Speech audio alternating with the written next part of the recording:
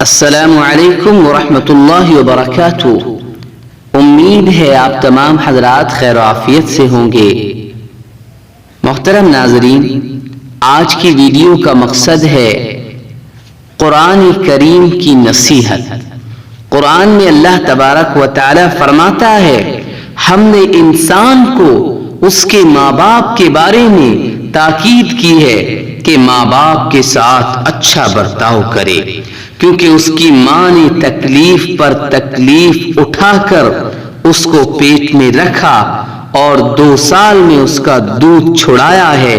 اے انسان، تو میرا اور اپنے ماں باپ کا حق مان، اس لیے کہ تم سب کو میری ہی طرف لوٹ کر آنا ہے۔ محترم ناظرین، قرآن کریم میں ماں باپ کے لیے اللہ تبارک و تعالی نے بہت زیادہ تاکیدی حکم فرمایا ہے کہ اپنے ماں باپ کے ساتھ احسان کا اور اچھائی کا معاملہ کرو۔ محترم ناظرین، ہم اپنے ماں باپ کا حق ہرگز ادا نہیں کر سکتے، لیکن ہمیں کوشش کرنی چاہیے اور ہمیں اپنے ماں باپ کے ساتھ احسان کا معاملہ کرتے رہنا چاہیے، جس طرح اللہ تبارک و تعالی نے قرآن میں حکم فرمایا اور رسول اللہ صلی اللہ علیہ وسلم نے حدیثوں میں ماں باپ کے ساتھ احسان کا معاملہ کرنے کا حکم فرمایا۔